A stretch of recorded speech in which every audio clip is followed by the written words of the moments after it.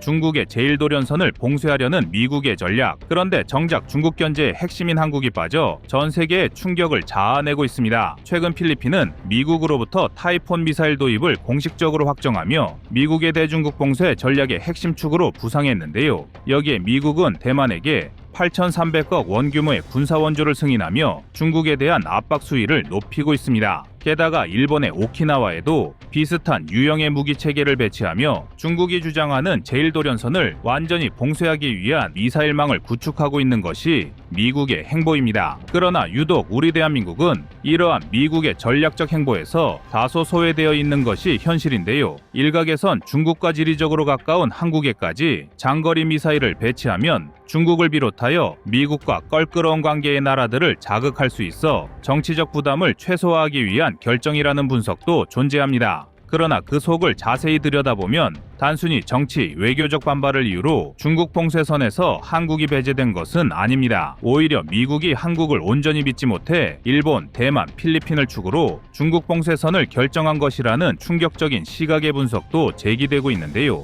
이러한 시각이 나온 배경에는 한국이 과거 1970년대 독자 핵무장 시도 등을 추진했던 전례가 미국을 자극했고, 반면 미국의 요구 조건에 순응해온 일본은 미국이 한국보다 더 신뢰할 수 있는 파트너가 되었다는 의견입니다. 게다가 미국은 호주, 일본과 삼국 방위 협의체 신설을 합의하며 동북아시아 문제에서 한국보다 일본을 더 가까운 파트너로 여기는 듯한 행보를 계속해서 보여주고 있습니다. 여기서 중요한 한 가지, 사실은 한미동맹이 전략적으로 한국에도 매우 중요하지만 이처럼 중국을 견제하기 위한 각종 연합 전선 구축에서 한국이 계속 일본보다 후순위에 놓인다면 한국이 독자적으로 자주 국방을 강화하고 새로운 전력을 확보하기 위해 총력을 기울여야 한다는 것입니다. 그리고 이와 함께 한국의 자주 국방을 위한 핵심에는 역시 현무 시리즈가 반드시 필요하다는 것이 또 한 번 입증되었는데요. 비록 미국의 미사일 체계와 봉쇄선에서 한국이 한 발 떨어지게 되었지만 한국은 독자적으로 중국을 견제할 수 있는 현무 시리즈를 보유하고 있어 충분한 전술적 역량을 갖추고 있기 때문입니다. 그래서 준비했습니다. 오늘은 혼란스러운 국제정세 속 대한민국의 현무 미사일이 가진 전략적 가치에 대해 알려드리겠습니다.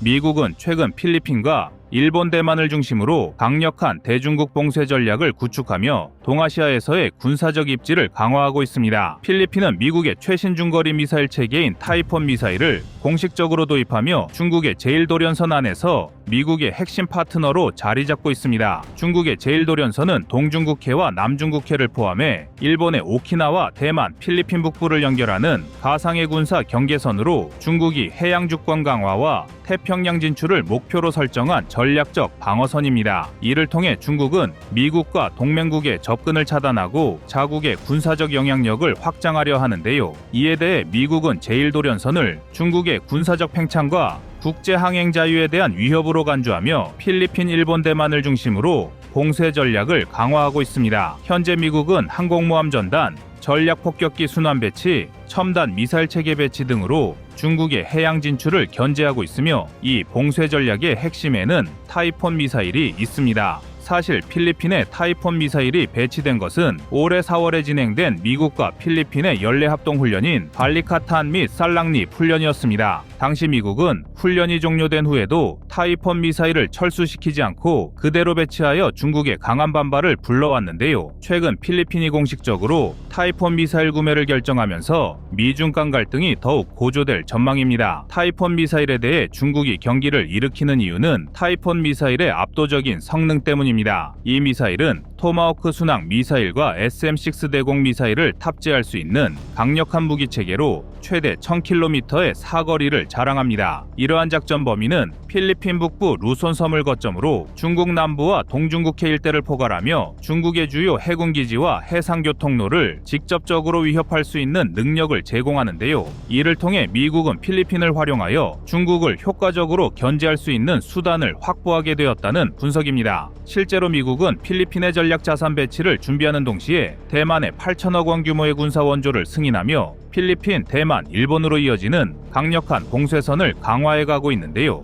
이러한 조치는 미국의 대중국 전략을 강화하는 동시에 동아시아에서 군사적 우위를 공고히 하려는 의도라 할 수 있습니다. 그러나 정작 한국은 미국의 전략적 봉쇄망에서 배제된 상태로 전문가들의 우려를 자아내고 있습니다. 미국은 필요시 한국을 주요 동맹이라 강조하고 있지만 전술 무기를 재배치하거나 국제사회에서 주요 연합체를 결성할 때마다 한국보다는 일본을 우선적으로 끌어들이는 모습을 자주 찾아볼 수 있었습니다. 이번 역시 미국이 한국보다는 일본을 중심으로 대만, 필리핀을 끌어들여 중국을 견제하는 전략을 취하고 있는 것인데요. 반면에 한국은 미국의 동맹임에도 불구하고 주한미군을 북한 대응뿐 아니라 자국의 이익에 따라 중국 견제의 도구로 활용하려는 태도를 보이며 한국을 제한적인 동맹국으로 간주하는 모습을 보이고 있습니다. 하지만 한국이 미국의 봉쇄 전략에서 소외되는 상황을 두고 일각에선 이를 자주국방과 군사적 독립성을 강화할 수 있는 중요한 기회라고 해석하고 있습니다. 다행히도 대한민국은 스스로 중국의 야욕을 저지할 수 있는 강력한 군사적 억제력을 이미 확보하고 있습니다. 바로 자체 개발한 현무 미사일 시리즈를 통해서인데요. 현무 시리즈는 방어용 무기를 넘어 대한민국의 독립적인 군사 역량을 상징하는 전략적 자산으로 자리 잡았습니다. 특히 현무5는 중국과 북한을 비롯한 적성국의 오금을 저리게 만들며 한국의 주요 전략 자산으로 급부상하고 있습니다. 현무5는 탄두 중량을 최대치로 올리면 무려 9톤의 탄두 중량을 확보할 수 있어 재래식 미사일 중에서는 압도적인 위용을 과시할 수 있습니다. 또한 탄두 중량을 일반적인 탄도미사일 수준으로 낮추게 될 경우 3,000km 이상의 사거리를 확보할 수 있어 중국의 주요 도시를 모조리 타격할 수 있는 역량을 갖출 수도 있습니다. 언제든 주요 군사 거점을 타격할 수 있는 능력을 보유한 현무5는 동아시아의 군사적 균형 속에서 한국의 역할을 재정립하는데 핵심적인 요소로 작용하며 중국을 견제하기 위한 최적의 무기 체계가 될 것입니다.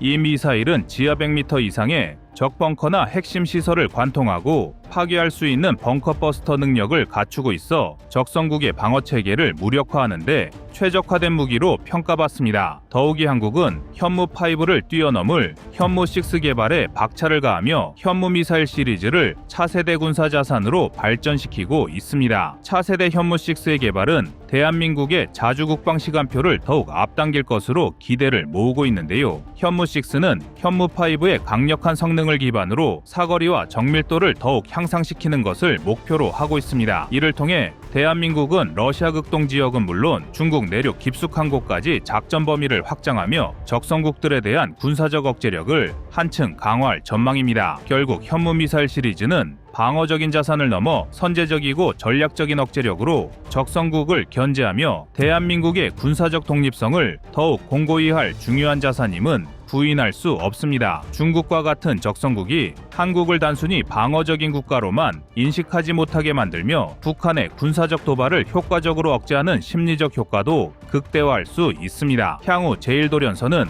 군사적 경계를 넘어 중국과 미국 간 전략적 패권 다툼의 핵심 무대가 될 것입니다. 중국은 도련선을 통해 자국의 영향력을 확대하려는 반면 미국은 이를 억제하며 동맹국들과 협력해 국제 질서를 유지하려 하고 있습니다. 이러한 미중 갈등이 고조되는 상황에서 대한민국은 전략 자산의 중요성을 명확히 인지하고 현무5를 넘어 현무6를 비롯한 현무 시리즈를 지속적으로 개발해야 할 필요성이 커지고 있습니다. 특히 육군뿐만 아니라 해군과 공군 등 육해공 모든 군사 체계에 현무 시리즈를 통합함으로써 중국을 비롯한 적성국의 강력한 억제력을 과시할 수 있을 것입니다. 일례로 현무2를 개량한다면 KF-21에서 활용할 수 있는 공중발사 탄도미사일 ALBM으로 제작이 가능하다는 분석이 제기되었으며 이처럼 지상이 아닌 다양한 플랫폼에서 현무 시리즈를 활용한다면 한국은 지금보다 더 큰 전략적 유연성을 갖출 수 있습니다. 그리고 이러한 전략 자산이 확보된다면 한국은 중국을 비롯한 주요 적성국을 상대로 전략적 우위를 선점할 수 있습니다. 현재 미국은 필리핀, 대만, 일본을 중심으로 봉쇄선을 구축하며 동아시아에서 중국을 압박하고 있는데요. 이 같은 상황에 한국은 스스로의 군사 역량을 강화하고 독자적인 방어 체계를 구축해야 하는 중요한 시점에 도달해 있습니다. 미국 중심의 전략에서 소외된 듯한 현 상황은 오히려 한국에게 독립적 군사 강국으로 도약할 수 있는 절호의 기회가 될 수 있기 때문입니다. 결국 현무 미사일은 단순히 한반도 안보를 넘어 동아시아 전체의 전략적 균형을 유지하는 데 있어 중요한 역할을 할 것입니다.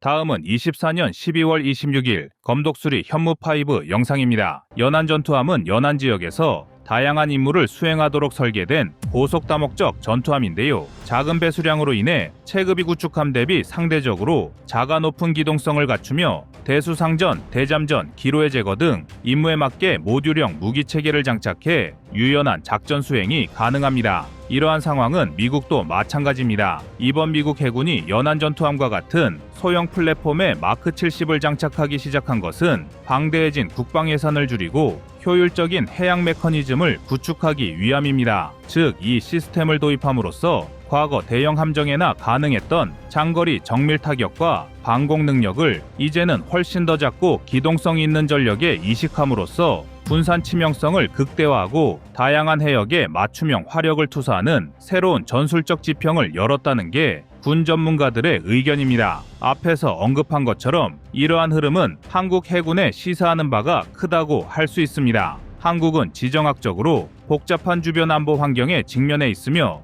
북한의 비대칭 위협, 중국과 러시아의 해양력 증대, 동아시아 전역에서 벌어지는 해양 영향력 경쟁 등 다층적 도전에 노출되어 있습니다. 그동안 한국 해군은 이지스 구축함이나 잠수함 등 일부 핵심 자산에 고성능 무기를 집중시켜 왔으나 문제는 국방 예산의 한계로 주변국을 완벽히 압도하지 못했습니다. 그래서 상대적으로 연안 함정을 다수 배치했습니다. 하지만 문제는 이 함정들의 공격력이 구축함 대비 상당히 약했습니다. 그러나 향후 마크 70 계열 모듈형 발사대와 유사한 시스템을 적용한다면 중소형 함정에까지 강력한 타격 능력과 유연한 무장 구성을 부여할 수 있게 됩니다. 이는 한국 해양 전략에 근본적 변화를 몰고 올 것으로 풀이됩니다. 먼저 마크 70 발사대가 제공하는 핵심은 모듈성과 분산 치명성입니다. 과거에는 강력한 장거리 타격 능력을 갖추려면 대형 함정에 고정식 VLS를 대거 탑재해야 했습니다. 그러나 마크 70 발사대는 컨테이너형으로 설계되어 있어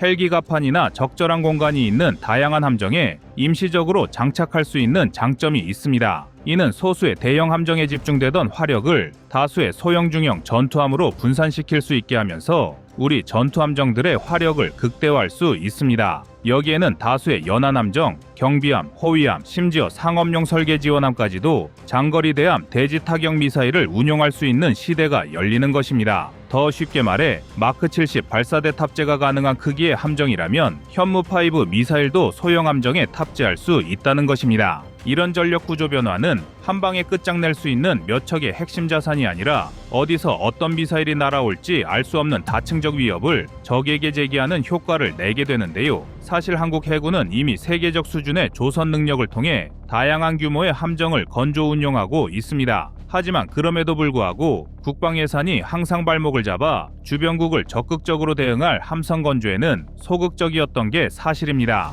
하지만 이제는 큰 비용 투입 없이 한 단계 도약이 가능해진 것입니다. 각 함정의 임무 환경에 맞춰 무장을 자유롭게 선택하고 재배치하는 능력이 효율적이라는 것을 세계 최강 해양 강국인 미국이 보여주게 된 것입니다. 마크 70처럼 모듈형 발사대를 한국형 함정 설계와 접목한다면 기존에 운영 중인 호위함이나 차기 구축함, 소형 수상 전투함, 심지어 무인 수상함 등에도 장거리 정밀 무기를 탑재하여 기동력과 치명성을 극대화할 수 있습니다. 특히 북한의 비대칭 전력, 중국의 원해 진출, 러시아 극동 함대에 맞서 균형 잡힌 억제력을 확보하는 데 상당한 효과가 있을 것인데요. 또한 모듈형 발사대는 해군의 작전 개념과 전술 발전을 가속시킬 수 있습니다. 과거에는 고정형 VLS에 들어가는 미사일 구성이 사전에 결정되었고 작전에 따라 유연하게 바꾸기 어려웠습니다. 그러나 모듈형 시스템을 도입하면 특정 함정에 장거리 대함 미사일을 집중 배치하거나 필요에 따라 대공대지 미사일로 재구성하는 등 상황 맞춤형 전력 구성이 가능해집니다. 이는 함대 전체를 하나의 유기적 전투 네트워크로 묶어 어느 함정에서든 장거리 공격이 가능한 다중 화력권 구축을 구성할 수 있습니다. 뿐만 아니라 공중, 지상, 우주 기반 감시 정찰 자산에서 나오는 실시간 표적 정보를 링크로 공유함으로써 센서 자산과 발사 플랫폼을 데이터 링크로 연결하는 개념인 센서 슈터 네트워크를 완성할 수 있습니다. 이를 통해 한국 해군은 상대적으로 소규모 함정도 네트워크 중심전 개념 아래에 타격 플랫폼으로 활용하여 적에게 치명적 도발을 가할 수 있게 됩니다. 즉 우리 대한민국의 해군이 미 해군이 사용하는 전술적 유연성을 확보할 수 있게 된다는 뜻입니다. 사실 미 해군에게 LCS 함선은 늘 골칫거리였습니다. 복잡한 인수 실패 논란이 심각했었는데요. 추진체계 문제, 선체균열, 임무 모듈 부재 등으로 비판받았고 일부 함정은 조기에 퇴역하는 등 실패작 이미지가 강했습니다. 그러나 마크 70 발사대를 달면 소규모 함정에서도 SM-6, 토마호크 같은 최첨단 무기를 운용할 수 있는 전력이 되며 이를 통해 LCS는 완전히 새로운 해상 전력이 됩니다. 또 다른 핵심 포인트는 모듈형 발사대가 단순히 무기 하나를 추가하는 것이 아니라 해양 전력 전체의 운용 철학을 바꾸는 기폭제라는 점입니다. 기존 해전 패러다임은 대형 함정에 고정된 무기 체계를 장착하고 그 함정들이 전투의 중심이 되는 형태였다면 이제는 작고 저가의 함정에 강력한 타격 무기를 분산 배치함으로써 적의 타격 우선순위 계산을 복잡하게 만들고 다양한 전술 시나리오에 신속 대응하는 작전 개념을 수립할 수 있습니다. 이것은 현대전에 적합한 빠른 의사결정, 신속한 배치, 유연한 무장 구성이라는 3박자를 갖춘 혁신을 의미하며 한국 해군이 주변국 해군력과의 경쟁에서 우위를 점할 수 있는 전략 구성 요소이기도 한데요. 하지만 장점만 있는 것은 아닙니다. 기존 틀에서 완전히 새로운 시스템의 도입이기 때문에 우리 군 당국도 바뀌어야 할 게 많습니다. 단기적으로는 함정 운용 개념이 바뀌어야 합니다. 이에 따라 정비 보급, 훈련 체계, 전술 교리 변화 등 많은 과제를 낳게 됩니다. 또한 함선 내에 대자멜기 같은 항공기 운용 공간에 모듈형 발사대를 설치할 경우 항공 운용 능력이 줄어드는 트레이드오프가 발생할 수도 있습니다.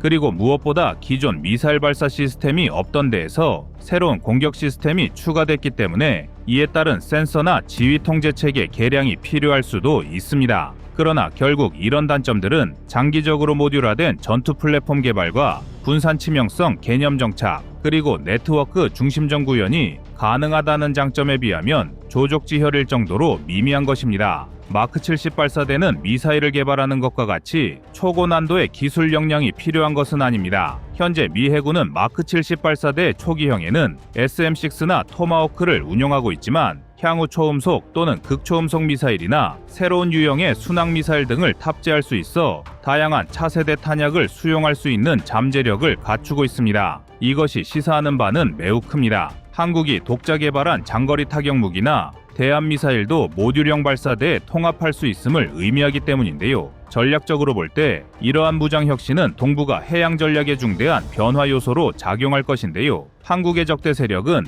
우리 해군이 연안 함정에까지 장거리 정밀 무기를 갖추었다는 사실에 직면하면 쉽사리 해군력 투사나 해상 통제 같은 멍청한 짓은 안 할 것이기 때문입니다. 이는 다시 말해 억제력 강화로 이어지게 되는데요. 적이 함부로 도발할 경우 어느 연안에서든 미사일이 마구 쏟아진다는 압박감만으로도 우리는 한반도 주변국들 안에서 전략적 우위에 서게 되는 것입니다. 결국 모듈형 발사대 도입은 단순한 무기체계 변화가 아니라 해양 전력이 운영되는 원리 자체를 뒤바꾸는 혁명적 진화라 할 수 있습니다. 이 시스템을 한국 해군이 도입하거나 유사한 개념으로 자체 개발 개선한다면 대형 함정 위주 전력 구조에서 벗어나 다수의 소형 중형 전투함에 강력한 화력을 분산 배치할 수 있어 북한, 중국, 러시아 등 다양한 위협에 유연하게 대응하는 동시에 한국을 지역 해양 전략의 핵심 축으로 부상시키는 결정적 열쇠가 될 것입니다. 이상 꺼리튜브였습니다.